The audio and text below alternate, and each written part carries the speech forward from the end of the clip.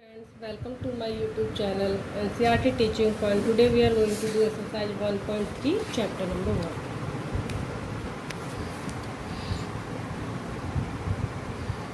Question number 1 है आपका prove that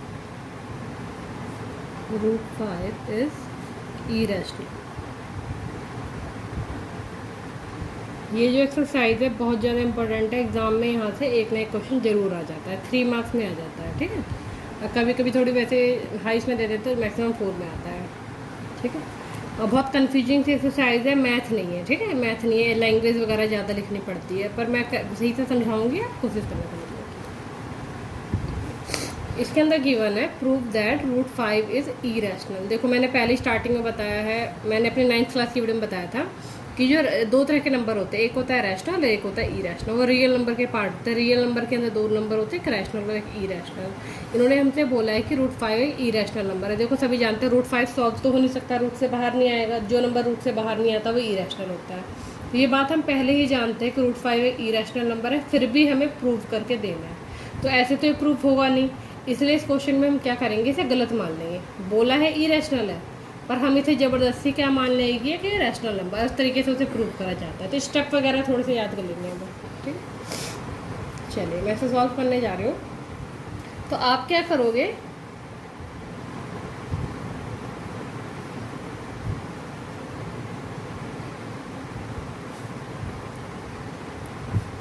हम यहाँ पे लेट अस अज्यूम दैट में क्या लिख लेंगे, रूट 5 इज रैशनल नंबर. है क्या वो इरेशनल, पर हम उसे क्या मान लेंगे कि वो क्या है, रैशनल नंबर है. और रैशनल नंबर का डिज़ाइन कैसा होता है भाई, पी बाई क्यू की फॉर्म में होता है, जानते हो. पर यहाँ पे मैं पी बाई क्यू यूज़ ना करके ए, देखो या फिर पी बाई क्यू यूज कर लो, नहीं तो ए बाई बी यूज कर लो. ठीक है. तो मैं पूरे में ए बाई बी यूज करूँगी. ठीक है. डिज़ाइनिंग वही रहेगी. तो मैंने क्या मान लिया कि भाई ये रैशनल का तो डिज़ाइन यही होता है. भाई मैंने यहाँ पे क्या बोला कि ये रूट 5 एक रैशनल नंबर है, तो रैशनल नंबर के बराबर रख दिया. ठीक है.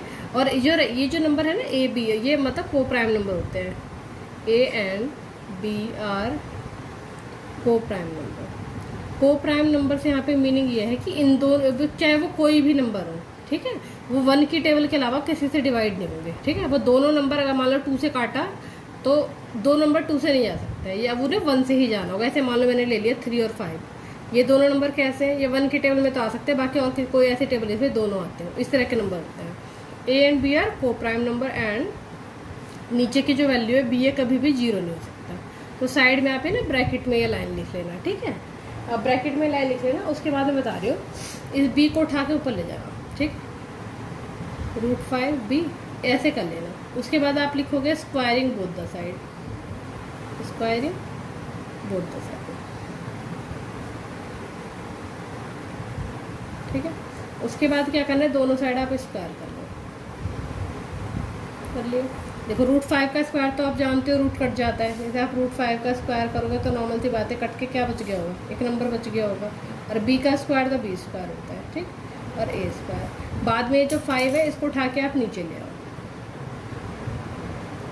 ठीक है. अब यहाँ पे क्या दिख रहा है, 5 से क्या डिवाइड हो रहा है, ए स्क्वायर 5 से क्या हो रहा है, डिवाइड हो रहा है. और ये बात मैंने यहाँ पे ये है उसको मैं लिख देती हूँ. ठीक है.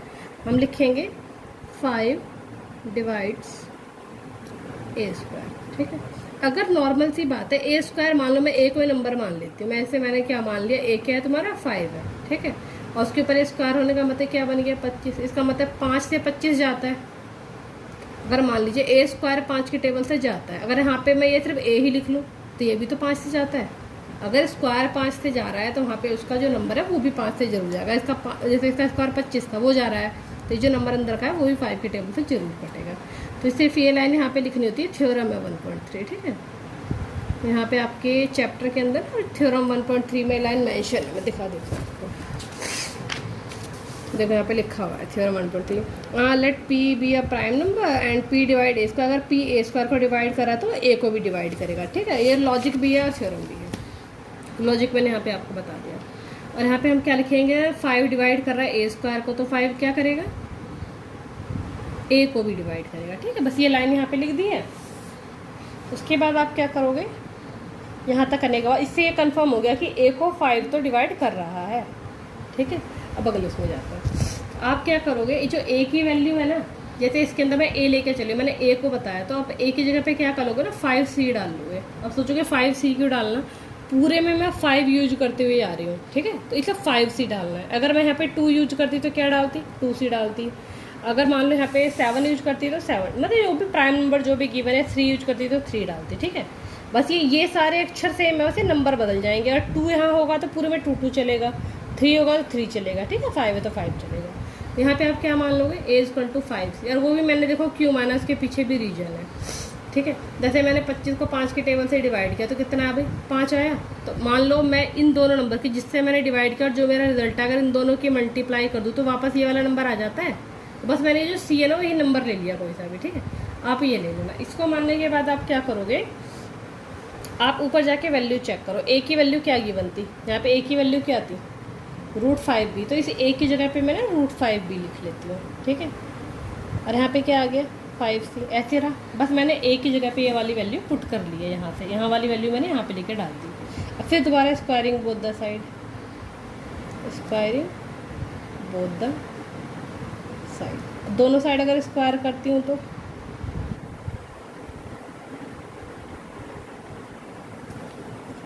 मैं यहीं पे लिख देती हूँ साइड में, इसको ऐसे अगली लाइन में लिखना है।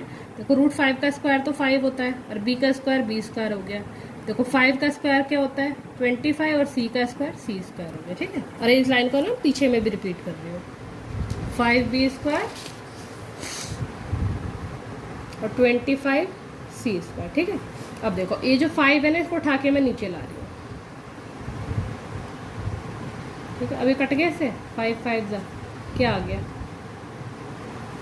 अभी जो 5 है ये मल्टीप्लाई में डिवाइड में आ जाएगा। अब ये क्या है, यहाँ पे 5 से कौन डिवाइड हो रहा है, 5 से कौन डिवाइड हो रहा है, b², तो वही सेम जैसे हमने पहले लिखा था वैसे लिखेंगे, 5 डिवाइड्स b², तो 5 भाई b² को करा तो 5b को भी डिवाइड करेगा, ठीक है। और वही थ्योरम 1.3 वाला कॉन्सेप्ट फिर दोबारा आ गया यहाँ पे, ठीक है। ये हो गया कंप्लीट। अब हमने क्या लॉजिक देखा, मैंने शुरू में ही बोला था कि ए और बी कैसे नंबर थे, को प्राइम थे, जो 1 की टेबल में आने चाहिए थे। पर इस क्वेश्चन पूरे सॉल्व में हमने क्या देखा, 1 में तो थे ही वो, और हमने क्या देखा भाई, ए भी 5 की टेबल में आ गया और बी भी 5 की टेबल में आ गया, तो ये बात गलत हो गई ना, क्योंकि रैशनल का क्या रूल था कि वो 1 की टेबल के अलावा किसी और में नहीं आने चाहिए थे। पर यहाँ पे क्या हो गया कि 1 के अलावा वो 5 में भी आ गया। इसका मतलब जो हमने जो बात मानी थी वो कैसी मान ली थी, हमने गलत मान ली थी, ठीक है। तो बस जो हमने गलत बात मानी है उसी को ही लिखना पड़ता है। तो मैं वही बात लिखी थी, मैं थोड़ी सी इंग्लिश वगैरह ज़्यादा लिखनी होती है। We get a and b both are divisible by 5। हमने यहाँ पे क्या पाया कि ए और बी दोनों किससे डिवाइड हो रहे हैं, किससे डिवाइड हो गए, 5 से। होना तो नहीं, 1 से चाहिए था, 5 से भी डिवाइड हो गए। But this contradicts the fact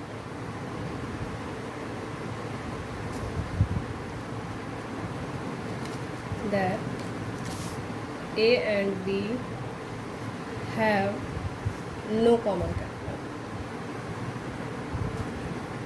जबकि रूल के अकॉर्डिंग हमने क्या पाया था कि इनके कोई भी कॉमन फैक्टर हो ही नहीं सकते हैं, मतलब 1 तो नॉर्मल है, इसके अलावा और कोई कॉमन फैक्टर हो नहीं सकता था, जबकि यहाँ पर हो गया। अदर देन 1 के अलावा इनका कोई कॉमन, जो बातें मैं बोल रही हूँ ना बस वही मैंने लिखी है।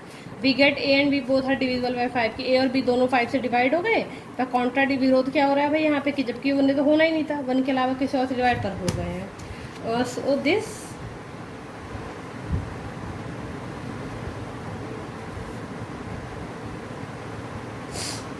contradiction has arisen because of incorrect assumptions।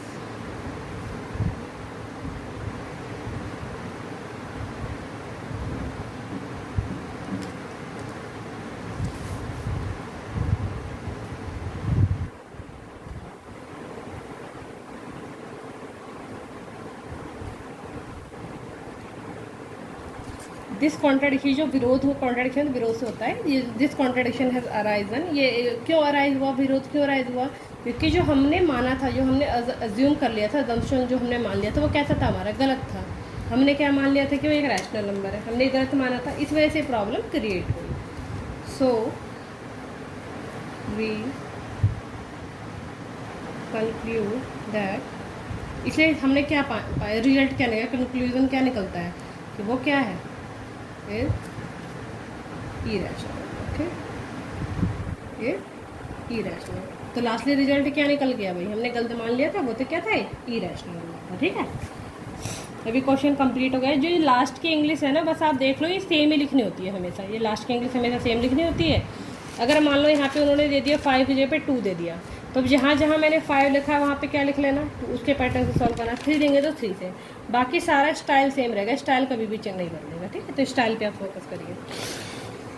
अब आ जाते हैं 2 पे। और रूल हमेशा रखना, वो या तो वो 2 देंगे, नहीं तो 3, नहीं तो 5, यही देते हैं मोस्टली। 2, 3, 5 में से कोई ना कोई एक आ जाता है एग्जाम में, तो वैरायटी वही रहती है। अब आ जाते हैं सेकंड क्वेश्चन में। सेकंड क्वेश्चन में इन्होंने क्या दे दिया कि प्रूव दैट 3 + 2√5 इज इरेशनल। देखो नंबर तो वही है ना, नंबर तो बीच में √5 मिल गया ना। देखो यहाँ पे √5 के, देखो बात है कि हम तो ये जानते हैं कि 2, 3, 5 के सारे इरेशनल नंबर है, पर जब ये इसके साथ ये तो रैशनल नंबर था 3, ये भी रैशनल है, पर ये इरेशनल। तो कभी भी ध्यान रखना, अगर इरेशनल के साथ कोई प्लस हो रहा है तो पूरा इरेशनल बन गया, इरेशनल के साथ कोई मल्टीप्लाई हो रही है तो पूरी हो गई, ये डिवाइड हो रहा है मतलब एक इरेशनल के कारण जो पूरा सवाल है वो इरेशनल में कन्वर्ट हो जाता है अपने आप ही। ठीक है, तो इसी पैटर्न का हम सॉल्व कर रहे हैं। तो सेम तरीका है दोबारा, अज्यूम दैट या लेट अस अज्यूम लिख लो, अज्यूम दैट लिख लो, बस उसे कोई फर्क नहीं पड़ता।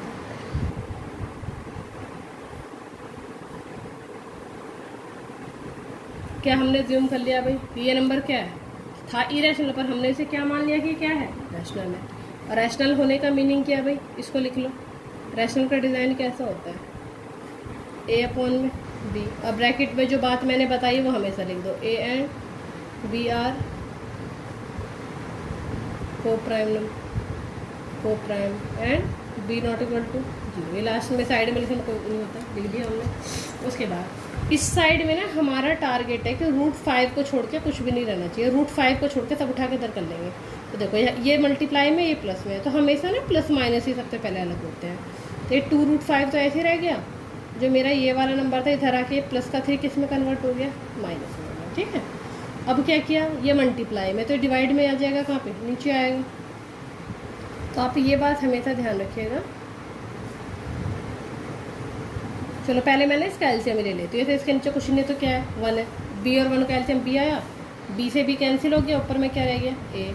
1 से B को डिवाइड किया, B की मल्टीप्लाई ऊपर, देखो हमेशा नीचे से डिवाइड होता है पर मल्टीप्लाई। 1 से B को डिवाइड किया, B की मल्टीप्लाई 3 में कितना हो गया, 3B। अब बाद में जो 2 है का मल्टीप्लाई में कहाँ जाएगा, डिवाइड में। और ये पूरी इक्वेशन डिवाइड में जब आया तो किसके साथ आ गया। ठीक है, ऐसे करके आप यहाँ पे छोड़ दो। ठीक है, उसके बाद इस क्वेश्चन में अब देखो √5 तो आ ही गया। अब इस क्वेश्चन को पूरा सॉल्व नहीं करना होता, इतने जब सब कुछ आप इधर ले जाओ तो जो जब इरेशनल नंबर अकेला जाए तो वहीं पे इस क्वेश्चन को छोड़ दो और बस फिर वो लैंग्वेज लिखने का होता है। तो लैंग्वेज आप ध्यान देंगे कैसे लिखनी है। Since A and B are integer मतलब कोई भी नंबर हो सकता है वो। ठीक है, इंटीजर का मतलब कोई भी नंबर हो सकता है। वी गेट ये जो आपका पार्ट वाला इधर है, A - 3B and 2B। देखो हमने क्या बोला था कि ये पूरा क्या है, रैशनल है, तो इसलिए इसको हम रैशनल मानते हैं। ठीक, ये इधर वाला पार्ट है, A - 3B is upon 2B is rational. And so अगर ये रैशनल है भाई, ये रैशनल मान रहे हैं तो नॉर्मल सी बात है ये भी रैशनल ही होगा। सो √5 इज रैशनल। हमने क्या बोल दिया, हमने क्या बोला, A और B कोई भी इंटीजर है इसके अंदर जो पड़े हुए हैं, और ये नंबर क्या है, रैशनल है, तो ये भी क्या है, रैशनल है। ये लाइन लिख दी। उसके बाद but this contradicts the fact that, हम क्या जानते हैं पहले से, हम तो भाई पहले से ही जानते हैं कि √5 अगर अकेला ले लो तो वो क्या था, इरेशनल। अगर इस वाले क्वेश्चन के अकॉर्डिंग यहाँ पे हम क्या ले चल रहे हैं, रैशनल। और कॉन्ट्राडिक्स विरोध में क्या हमें पता चला कि √5 तो क्या था, इरेशनल नंबर था। ये विरोध मतलब ये कॉन्ट्राडिक्ट क्यों हुआ, रीज़न क्या था, क्योंकि हमने गलत मान लिया था, इसलिए तो हुआ था, वही रीज़न लिखेंगे। This contradiction has arisen because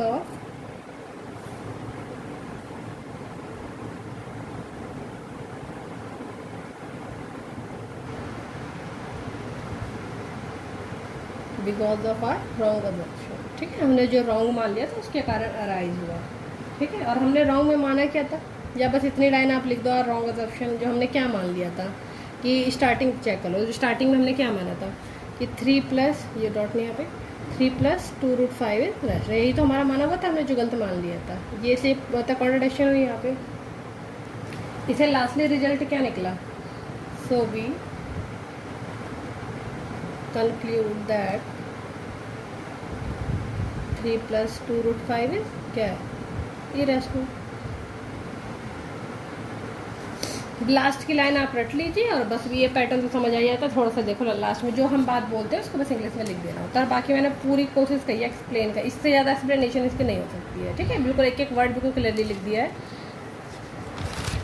अब आ जाते हैं इसके थर्ड क्वेश्चन पे। थर्ड क्वेश्चन के अंदर 3 पार्ट है। ठीक है, मैं तीनों ही करा दूंगी, और बाकी कोई भी क्वेश्चन हो, तरीका हमेशा फिक्स है, तरीका हमेशा बिल्कुल ऐसा ही रहेगा, तरीका कभी भी नहीं बदलेगा, फॉर्मेट बिल्कुल सेट है।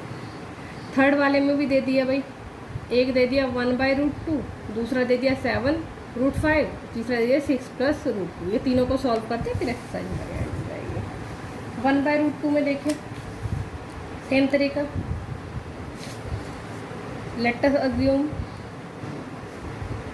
1/√2 इज रैशनल नंबर, है ना। दिया है क्या, इरेशनल, हम क्या मान रहे हैं उसे जबरदस्ती कि वो क्या है, रैशनल नंबर है। ठीक है, और रैशनल नंबर का डिज़ाइन क्या होता है, a/b, साइड में क्या लिख दिया, a एंड b आर को प्राइम, है ना, ये को प्राइम नंबर है, एंड b क्या है, नॉट इक्वल टू क्या है, 0। ठीक है, इतने काम हो गया हमारा।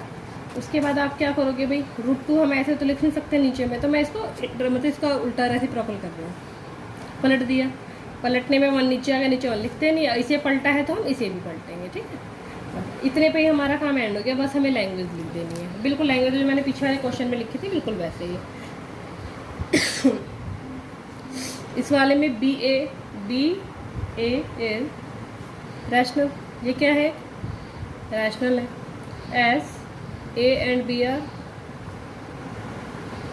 इंटीजर, ये क्या एक रैशनल नंबर है, इसके अंदर A और B क्या है, कोई भी इंटीजर्स है। ठीक है, उसके बाद देयरफॉर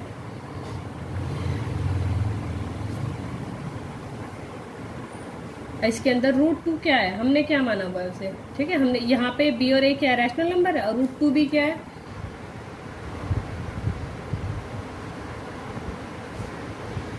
अगर नॉर्मल सी बात है, अगर ये बी और ए को हमने रैशनल यहाँ पे किया हुआ है तो √2 भी तो रैशनल ही होगा, ये हमने मान लिया।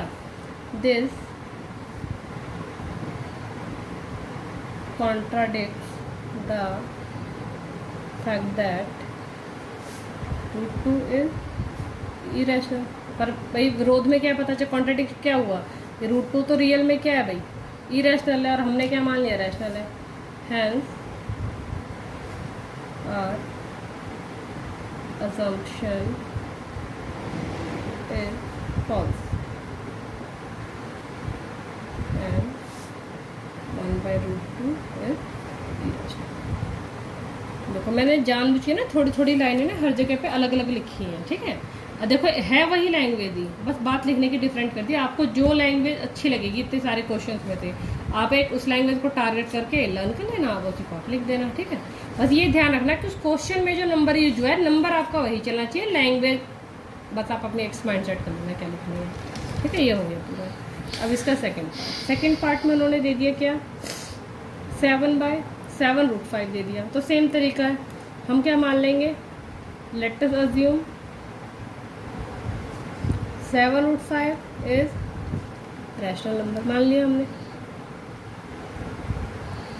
फिर सेम तरीका 7√5 भाई किसके बराबर है, a/b के बराबर है, साइड में लिख दिया a and b are coprime, and b not equal to क्या हो गया 0। आगे बढ़े, √5 को यहीं छोड़ दो, 7 कहाँ आ गया, हमें क्योंकि इधर सिंगल छोड़ना होता है तो 7 नॉर्मल सी बात है कहाँ गया होगा, नीचे चला गया होगा 7 के साथ, बस यहाँ पे एंड। फिर सेम तरीका A7B इज रैशनल, ये क्या है रैशनल है, as A and B are integers, क्योंकि A और B क्या है, इसके अंदर कोई भी इंटीजर हो सकते हैं। सेम इसी तरीके से आगे बढ़ते हैं। देयरफॉर इसके अंदर हमारा नंबर देखा है √5, देयरफॉर √5 शुड बी रैशनल। फिर दोबारा भाई, this contradicts the fact that √5 is irrational। ठीक है, कॉन्ट्राडिक्ट में क्या पता चला कि वो तो क्या था, वो इरेशनल नंबर था। Hence our assumption is false, हमने जो माना था वो क्या था, false माना हुआ था।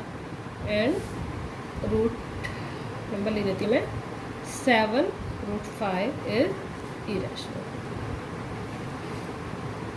अब आ जाते हैं इसके थर्ड पार्ट पे। थर्ड पार्ट के अंदर भी 6 + √2 दे रखा है और हम क्या मान लेंगे भाई, लेट अस अज्यूम